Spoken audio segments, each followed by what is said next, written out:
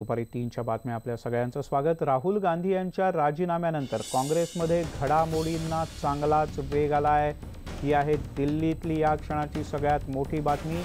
काँग्रेसचा नवा हंगामी अध्यक्ष लवकरच निवडला जाण्याची शक्यता आहे आणि याबद्दल काँग्रेसचे ज्येष्ठ नेते अहमद पटेल, अशोक गेहलोत, कमलनाथ आणि मल्लिकार्जुन खरगे यांनी फोनवरून बातचीत करून काही निर्णय घेतल्याचं कळतंय। लवकरच काँग्रेस कार्यकारिणीची बैठक बोलावण्यात येणार आहे। प्रशांत लीला रामदास आपले प्रतिनिधी आपल्यासोबत आहेत। प्रशांत, काय होतंय नेमकं काँग्रेसच्या गोटात?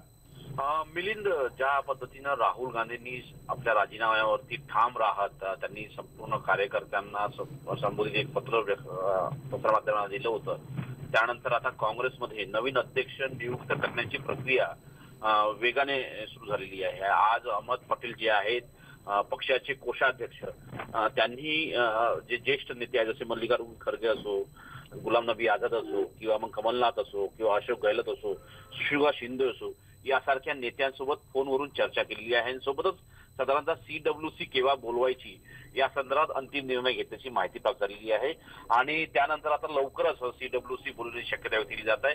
होऊ शकते ही CWC जी सध्या चर्चा आहे दिल्लीच्या राजकीय वर्तुळात, येत्या शनिवार रविवार मध्ये एका दिवशी CWC होण्याची शक्यता आहे आणि या CWC मध्ये जे सध्या ऑफिस इन्चार्ज आहे मोतीलाल वोरा, वयोवृद्ध नेते आहेत, जवळपास 90 वर्षाचे नेते जे आहेत मोतीलाल वोरा, यांना हंगामी अध्यक्ष नियुक्त करण्यात येईल आणि त्यानंतर त्यांच्या अध्यक्षतेची जी प्रक्रिया, नवीन अध्यक्ष नेमण्याची प्रक्रिया सुरू होईल अशी चर्चा आहे। आणि सध्या जर बघितलं आपण तर खडगे आणि शिंदे या दोन नेत्यांमध्ये सध्या तुल्यबळ लढाई सुरू आहे अध्यक्षपदाच्या देशामध्ये, अध्यक्ष नावामध्ये। प्रशांत, तुर्तास धन्यवाद या सगळ्या सविस्तर माहितीबद्दल।